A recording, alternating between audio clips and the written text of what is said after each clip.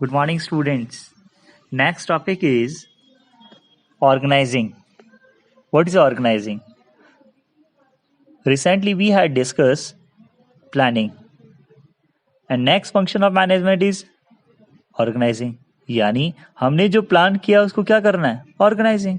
यानी कह सकते हैं in the process of management the organising function logically follow the planning function. मतलब जो हमने प्लानिंग किया उसको फॉलो करेंगे तो क्या हो जाएगा हमारा? ऑर्गेनाइजिंग. है ना. जनरली तुम लोगों ने कई सुन लोगों से उनकी डे टू डे कन्वर्सेशन में सुना होगा कि हम लोग ये पार्टी ऑर्गेनाइज कर रहे हैं, ये ट्रिप ऑर्गेनाइज कर रहे हैं, हम ये फंक्शन या इवेंट ऑर्गेनाइज कर रहे हैं. है ना. कई बार हमने ऐसा सुना है. तो व्हाट इज द ऑर्गेनाइजिंग? तो जनरली अपन बात करें तो ऑर्गेनाइजिंग क्या हुआ? टू अरेंज द सिस्टमेटिक और इन ऑर्डर. यानी कि कोई भी चीज अगर हम सिस्टमेटिक काम कर रहे हैं या किसी ऑर्डर में काम कर रहे हैं, है ना. ऑर्डर मतलब सीक्वेंस, जो हमने फ्यूल्स प्रिंसिपल में डिस्कस किया था. यानी अगर कोई सिस्टमेटिक या ऑर्डर में या सीक्वेंस में अगर कुछ काम कर रहे हैं तो उसको अपन क्या कहेंगे? ऑर्गेनाइजिंग. है ना. कई बार कहते हैं ना लोग, यार क्या वेल ऑर्गेनाइज प्रोग्राम था, क्या वेल ऑर्गेनाइज इवेंट था. इट मीन्स क्या हो गया? यानी कि ऑर्गेनाइज का मतलब क्या हुआ? हर चीज सिस्टमेटिक थी. कई बार कहते हैं ना अपन किसी फंक्शन में जाते हैं, किसी मैरिज को अटेंड करते हैं, यार क्या वेल मैनेज थी, वेल ऑर्गेनाइज थी, यार क्या गजब का था प्रोग्राम. इट मीन्स क्या था वहां? हर चीज सिस्टमेटिक थी. यानी कि जो भी चीज एक एक्सपेक्ट होती है या हम लोग कहते हैं कि नहीं ऐसा होना चाहिए, वैसा सारा चीजें वहां मिल जाए तो अपन क्या कहते हैं? सिस्टमेटिक वर्क है. यानी कि सारा काम अच्छा है ना. यानी ये क्या अपन बात करें तो अगर उसकी डेफिनेशन अगर डिस्कस करें तो क्या होगा? Organising is the process of defining and grouping the activities of the entire process and establish the authority and relationship among them. यानी क्या कह रहे हैं? ऑर्गेनाइजिंग क्या हुआ? ऑर्गेनाइजिंग सीधी सी बात है कि जो भी हमारी एक्टिविटीज है ना, उसके अपन क्या करते थे? उसको डिफाइन करना और क्या कर देना? अलग अलग एक्टिविटीज का ग्रुप बना देना. है ना. और क्या डिसाइड करना उनके बीच में? Authority and relationship. है ना. यानी किसके बीच में? सुपीरियर और सबऑर्डिनेट के बीच. तो अपन कोई भी अगर ऑथोरिटी एंड रिलेशनशिप अगर उनमें डिसाइड कर देते हैं, एस्टेब्लिश कर देते हैं, तो वो क्या हो गया? ऑर्गेनाइजिंग. मतलब ऑर्गेनाइजिंग में क्या हुआ? फर्स्ट क्या काम ने? Defining the work. सेकंड क्या कहा? Grouping the activities. Third is establish the authority and relationship. यानी ये तीन चीजें अगर अपन कर दें तो हमारा क्या हो जाएगा? Students organising. और ये तीनों पॉइंट हमें कहाँ मिलेंगे? कहाँ देखने को मिलेंगे स्टूडेंट्स? ऑर्गेनाइजिंग प्रोसेस, जो इसका नेक्स्ट टॉपिक है. मैं वापस डिफाइन कर रहा हूं. Organising is the process of defining और and grouping of the activities of entire process and establish the authority and relationship among them. यानी कि अभी जो हम प्रोसेस डिस्कस कर रहे हैं, प्रोसेस के 4 पॉइंट्स हैं, उसको हम डिस्कस करेंगे. तो देखना वापस मैं डेफिनेशन पर आऊंगा, तुम्हें बिल्कुल क्लियर हो जाएगा डेफिनेशन क्या कहना चाह रही है. तो देखो, फर्स्ट बात आती है कि ऑर्गेनाइजिंग प्रोसेस क्या है ना. तो first point is identification and division of work. जो भी काम हम कर रहे हैं ना, उसको पहले क्या करो? आइडेंटिफाई करो क्या काम है, यानी टोटल वर्क हमारा कितना है ना. और उसको क्या कर दो? Division of work. अब डिवीजन ऑफ वर्क फ्यूल साहब ने बहुत अच्छा तरीका बताया कि जो भी एक पर्सन की क्या होती है, अगर मान लो उसका स्पेशलाइजेशन होता है या उसका इंटरेस्ट होता है तो उसको वही वर्क असाइन करो. तो हम लोग क्या करते हैं स्टूडेंट्स कि पहले टोटल वर्क को हम क्या करेंगे? डिफाइन करेंगे और देन उसको क्या कर लेंगे? उसके अकॉर्डिंगली डिवाइड कर देंगे जो हमारे पास मेंबर्स होंगे, है ना. तो इससे क्या फायदा होगा हमें? डिवीजन ऑफ वर्क क्या करता है हमें? क्या हमने फ्यूल साहब का पढ़ा था ना, क्या पढ़ा था? Avoid wasteful and overlapping activities. मतलब कोई एक चीज को बार बार करने की जरूरत नहीं पड़ेगी, ओवरलैपिंग नहीं होगा. एक ही काम हम 4 जनों को नहीं बताएंगे क्योंकि पहले से हमने क्या कर लिया? आइडेंटिफाई कर लिया और डिवाइड कर लिया. अभी अपन एक एग्जांपल से इन चारों पॉइंट्स को डिस्कस करेंगे. ठीक है. सेकंड आता है डिपार्टमेंटेशन, यानी कि अलग अलग क्या कर देना? डिपार्टमेंट. अब ये ऑब्जर्व करना या ये सोचना कि रियल में टोटल हमें क्या क्या फंक्शंस हैं या क्या क्या प्रोडक्ट्स हैं या क्या क्या एरिया है कि जिसमें वो वर्कआउट करना है. तो अपन उसके क्या कर देते हैं? अलग अलग डिपार्टमेंट. जैसे एक ऑर्गेनाइजेशन में क्या होता है? प्रोडक्शन होता है, तो अपन क्या करते हैं? उसका प्रोडक्शन डिपार्टमेंट बना देते हैं, है ना. परचेज का वर्क होता है तो क्या कर दिया? Purchase department. मार्केटिंग होता है तो मार्केटिंग. फाइनेंस का आईटी डिपार्टमेंट अलग हो जाता है ना. यानी कि कहने का मीनिंग क्या हुआ? अलग अलग डिपार्टमेंट्स बन गए. हम लोग स्कूल की बात करते हैं, स्कूल में क्या होते हैं? अलग अलग एडमिनिस्ट्रेटिव डिपार्टमेंट जो फी कलेक्शन करेगा. दूसरा क्या हुआ? मार्केटिंग डिपार्टमेंट स्कूल का अलग होता है. तीसरा exam cell, time table department है या नहीं है? ये सारे क्या है? अलग अलग डिपार्टमेंट्स बन गए. किस वजह से? ताकि क्या होगा? वर्क स्मूथली वर्कआउट कर से मतलब काम हो सके हमारा, है ना. फिर आता है असाइनिंग ड्यूटीज. अब देखो, ड्यूटीज असाइन करते हुए वही बात ध्यान रखनी है कि जिसका इंटरेस्ट और जिसका स्पेशलाइजेशन है वो वर्क उसको अलॉट करो। यानी कि जो जिसका, जैसे आज मान लो कोई पर्सन है जिसका इंटरेस्ट स्पोर्ट्स में है तो उसको कौन से डिपार्टमेंट डाल दो, स्पोर्ट्स डिपार्टमेंट में डाल दो। किसी को लगता है नहीं यार कोई कल्चरल एक्टिविटीज में बहुत अच्छा है तो उसको कौन से डिपार्टमेंट में डाल दो, कल्चरल एक्टिविटीज में डाल दिया, है ना। किसी को ऐसा लगता है नहीं यार उसकी कैलकुलेशन पावर बहुत अच्छी है, उसको टाइम टेबल में डाल दिया भैया, है ना। किसी को लगता है कि नहीं भैया यार ये मैनेज बहुत अच्छा कर लेगा, इसका एग्जाम में बहुत अच्छा सिस्टम है, तो उसको एग्जाम सेल में डाल दिया। इट मीन्स उसके इंटरेस्ट के अकॉर्डिंग, उसके क्वालिफिकेशन के अकॉर्डिंग, उसकी कैपेबिलिटी के अकॉर्डिंग, उसकी रिक्वायरमेंट्स के अकॉर्डिंग अपन क्या करते हैं, उसको वर्क अलॉट कर देते हैं। तो ये क्या होता है, असाइनिंग ड्यूटीज। और फिर आता है हमारे पास established reporting relationship. Reporting relationship सबसे इंपॉर्टेंट पॉइंट है। अगर हमने मैनेजमेंट किया है तो हम लोग क्या करते हैं, देखो हर पर्सन को यही रहता है कि मैं किसको आंसरेबल होऊंगा, यानी मैं किसके लिए अकाउंटेबल होऊंगा। हर पर्सन का ऐसा होता है ना, आज बेसिस जैसे मुझे कोई असाइनिंग ड्यूटी असाइन की तो मुझे पता होना चाहिए ना, यानी यूनिटी ऑफ कमांड था ना कि मुझे किससे ऑर्डर मिलेंगे और मुझे किसको रिपोर्ट करना है, तो मुझे प्रदीप सर को करना है। इट मींस ये क्या हो गया, ये क्या हुआ, मैं वो मेरे सुपीरियर, मैं उनका सबऑर्डिनेट, तो हम दोनों के बीच में क्या हो गया, रिलेशन। यानी कि हम वो मुझे जितने भी चीजें ऑर्डर्स पास करेंगे मुझे उसको फॉलो करना है और उसका वर्क कंप्लीट करके उसके लिए अकाउंटेबल किसके लिए होऊंगा, मैं उनके लिए होऊंगा। और वो किसके लिए होंगे, वो वाइस प्रिंसिपल के लिए। वाइस प्रिंसिपल किसके लिए होंगे, प्रिंसिपल के लिए। इट मीन्स ये क्या है, यूनिटी ऑफ कमांड वाला कॉन्सेप्ट आ गया है नहीं, यानी कि सुपीरियर और सबऑर्डिनेट की रिलेशनशिप होना कंपलसरी है ना। यानी कि अपन कह सकते हैं in order to ensure effective coordination is essential that while assigning job each member is told that from who he has to take order and who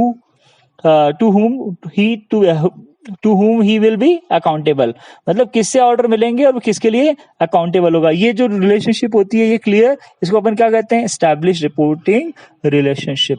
अब देखो मैं डेफिनेशन पर वापस आऊं, हमारी डेफिनेशन क्या थी, डेफिनेशन यही थी ना, ऑर्गेनाइजिंग क्या कह रहा था, organising is a process of defining.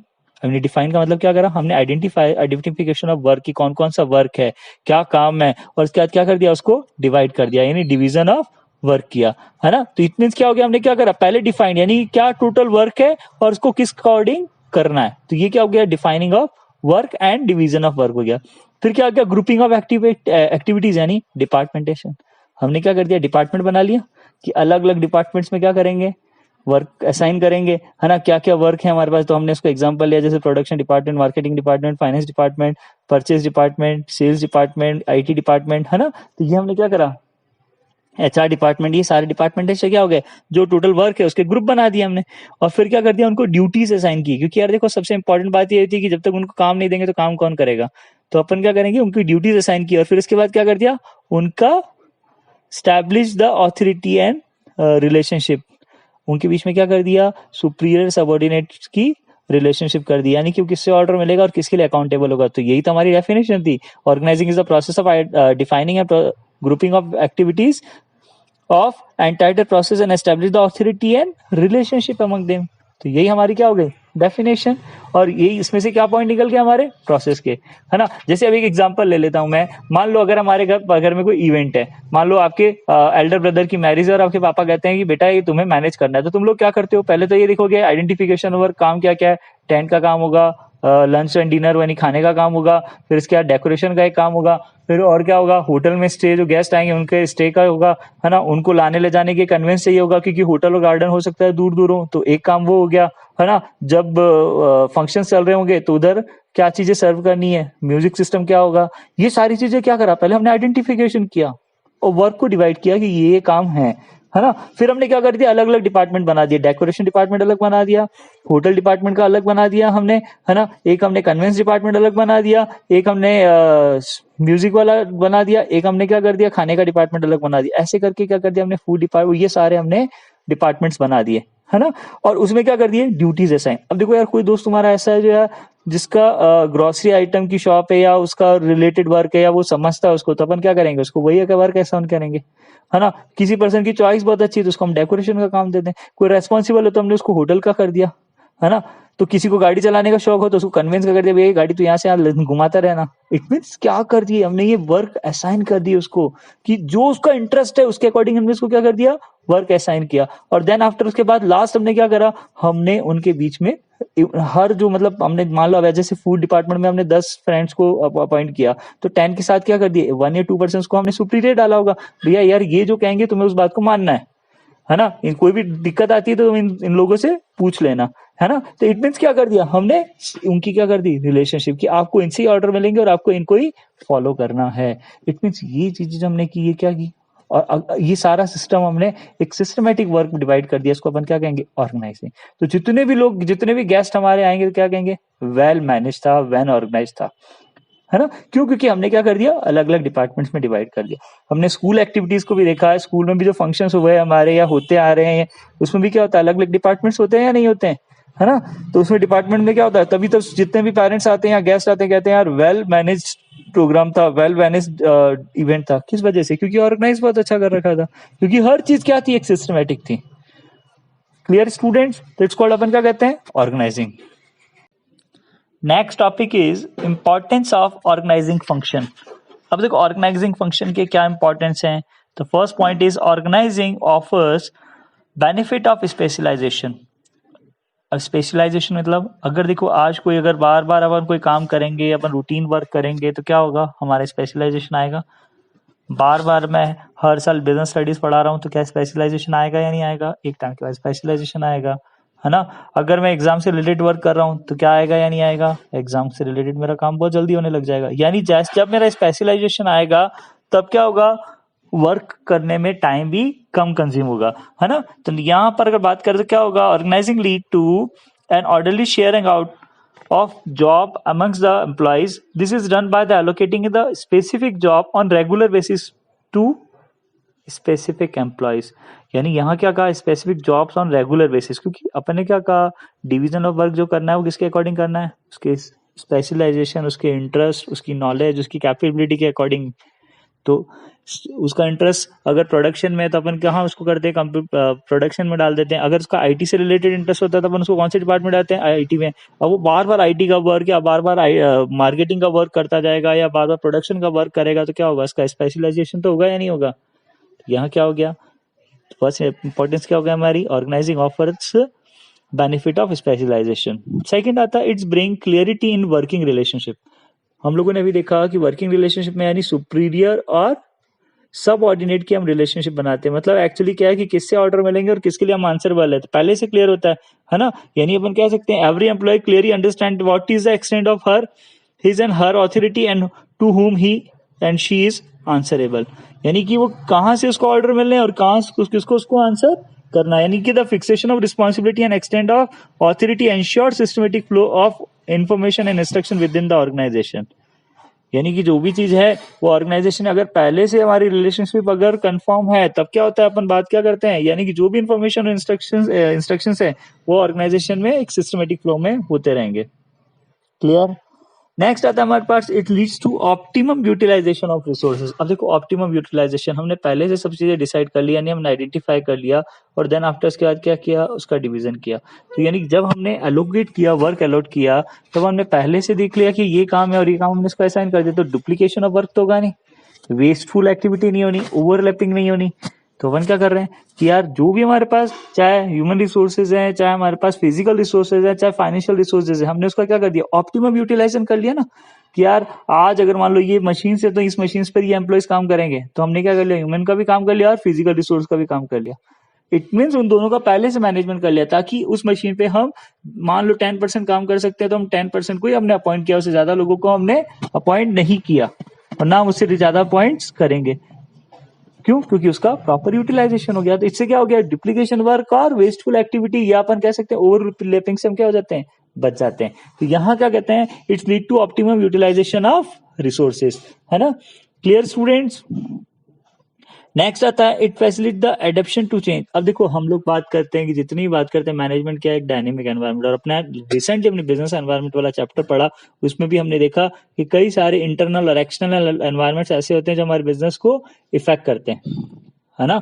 तो अब क्या है कि हम डायनेमिक एनवायरनमेंट में काम कर रहे हैं, ऑपरेट कर रहे हैं, तो उसमें क्या होगा, कई सारी चीजें ऐसी हैं कि जो हमें टाइम टू टाइम चेंजेस करने पड़ते हैं उससे रिलेट, है ना, उससे रिलेटेड हमें डिसीजंस लेने पड़ते हैं ताकि हम क्या कर सकें, अपने ऑर्गेनाइजेशन को एक स्मूथली रन कर सकें, है ना। अगर अपन सिचुएशन को चेंज नहीं करेंगे, उसको अडॉप्ट नहीं करेंगे, तो क्या हम स्मूथली वर्क कर पाएंगे? क्या नहीं कर पाएंगे, है ना। तो organising help to create the stable organisation and ensure the required changes do not survival and growth of organisation. मतलब एक्चुअली उसका इम्पैक्ट नहीं पड़े सर्वाइवल और ग्रोथ पर। Clear students? Okay, next is it's lead to effective administration. अब देखो effective कैसे हो रहा है, यानी कि सबका क्या है, अपन ने सबकी जॉब स्ट्रक्चर क्लियर कर रखा है, सबकी रिस्पॉन्सिबिलिटीज, उनकी ऑथोरिटी, उनका आंसरेबल, उनका अकाउंटेबल, सब चीजें क्या कर रखा है, हर चीज हमने क्लियर कर रखा है ना। और हमने उनको जो भी रिसोर्सेज है उनको भी एक्चुअल में जो जो रिसोर्सेज जिसको अलॉट करने चाहिए हमने वो भी अलॉट कर दिए। तो किसी को कोई कंफ्यूजन रहता है क्या? कोई कंफ्यूजन नहीं। तो जब कंफ्यूजन नहीं होगा तो क्या होगा, इफेक्टिव एडमिनिस्ट्रेशन होगा या नहीं होगा? यार अगर आज मुझे मालूम है कि मुझे ये काम करने है ना, सर ने मुझे 4 काम दे दिए, ये 4 काम आपके हैं, ये 4 काम प्रदीप सर के हैं, ये काम उन प्रधान सर के हैं, ये शैलेंद्र सर के हैं, सचिन सर के हैं, देवेंद्र सर के, इट मीन सबको काम बराबर बराबर बांट दिया, या उनकी कैपेबिलिटी और उनके इंटरेस्ट के अकॉर्डिंग क्या कर दिया, वर्क अलॉट कर दिया, और उससे रिलेटेड रिसोर्सेज भी अलॉट कर दिए। क्या आप मुझे कंफ्यूजन होगा कि मुझे क्या करना है और कैसे करना है, क्यों करना है, कब करना है? पहले से सब चीजें क्लियर कर दी ना, तो इट मीन क्या हो गया, इफेक्टिव एडमिनिस्ट्रेशन, है ना। Clear students? चलो नेक्स्ट आता है डेवलपमेंट ऑफ पर्सनल। अब देखो, जब अपन एम्प्लॉयज को नए नए वर्क असाइन करते हैं, उनको रिस्पॉन्सिबिलिटीज देते हैं, तो उनका क्या होता है, डेवलपमेंट होता है, क्योंकि नई नई चीजें उनको सीखने को मिलती है ना। तो जब नई चीज सीख रहे हैं या उस काम को करते जाते हैं तो स्पेशलाइजेशन आता है। तो जब एक स्पेशलाइजेशन आता है तो क्या होता है, नए नए इनोवेशंस भी क्रिएट होते हैं, है ना। वो कई बार इनिशिएटिव भी लेते हैं, कई बार अपन एम्प्लॉयज को जो वर्क असाइन करते हैं तो उनको क्या होता है, मोटिवेशन भी होता है। तो उनको क्या होता है कि नई चीज सीखने में इंटरेस्ट आता है। इट मीन से क्या हो गया, डेवलपमेंट ऑफ पर्सनल, यानी उनका खुद का पर्सनली क्या होता है, डेवलपमेंट, यानी कि organising involve the delegation of work to the employees in according to their relative competence and them realize to their full potential, है ना। फिर by delegating our routine nature and manager is able to devote time to innovate and identify new ideas for growth the enterprises। It means क्या हो गया, यानी कि उनको time to time नए नए आइडियाज भी आते हैं ताकि ऑर्गेनाइजेशन क्या करेगा, ग्रोथ, यानी कि इनोवेशन, इनिशिएटिव आइडियाज, ये सारी चीजें का इस वजह से क्या होता है, डेवलपमेंट ऑफ पर्सन, मतलब एम्प्लॉयज का खुद का डेवलपमेंट भी होता है। फिर आता है it's lead to expansion and growth of enterprises. जब सारी चीजें वर्कआउट, सारे रिसोर्सेज हमने सही अलॉट किए, हमें सबका ऑप्टिमम यूटिलाइजेशन हो रहा है ना, और इफेक्टिव एडमिनिस्ट्रेशन चल रहा है, सबकी वर्किंग रिलेशनशिप क्लियर है ना। तो इट मीन्स क्या होता है, एम्प्लॉय का डेवलपमेंट भी हो रहा है, तो ऑर्गेनाइजेशन भी ग्रोथ करेगा या नहीं करेगा, बिल्कुल करेगा। Organising offer the benefit to the organisation by promoting in smooth working and stability. It's provide confidence to manager to from existing norm and take up new challenges in the interest of organisation. मतलब अगर अपन continue अगर अच्छे से organise करते जा रहे हैं, सब चीजों का अच्छा यूटिलाइजेशन कर रहे हैं, तो हमें क्या होते हैं, नए नए चैलेंजेस भी मिलते हैं ताकि अपन उसमें भी क्या कर सकते हैं, एंट्री ले सकते हैं। तो इट मीन्स ये क्या हुआ, expansion and growth of enterprises. यानी हमने क्या करा, अभी 7 पॉइंट डिस्कस किए, 7 पॉइंट में वापस रिवाइज कर रहा हूँ। फर्स्ट हमने डिस्कस किया organising offer the benefit of specialisation. Second पढ़ा it brings clarity in working relationship. Third हमने डिस्कस किया it leads to optimum utilisation of resources. फिर it facilitate the adoption to changes, its lead to effective administration और development of personal. और last its lead to expansion and growth of enterprises. यानी हमने आज 2 topic cover किए, first meaning of organising, दूसरा हमने करा प्रोसेस, और थर्ड हमने देख लिया इंपॉर्टेंस ऑफ ऑर्गेनाइजिंग। यानी 3 टॉपिक्स हमारे कवर हो गए, है ना। नेक्स्ट अब जो हमारे पास आता है वो ऑर्गेनाइजेशन स्ट्रक्चर, जिसको अपन नेक्स्ट वीडियो में अपडेट करेंगे। Okay, thank you students.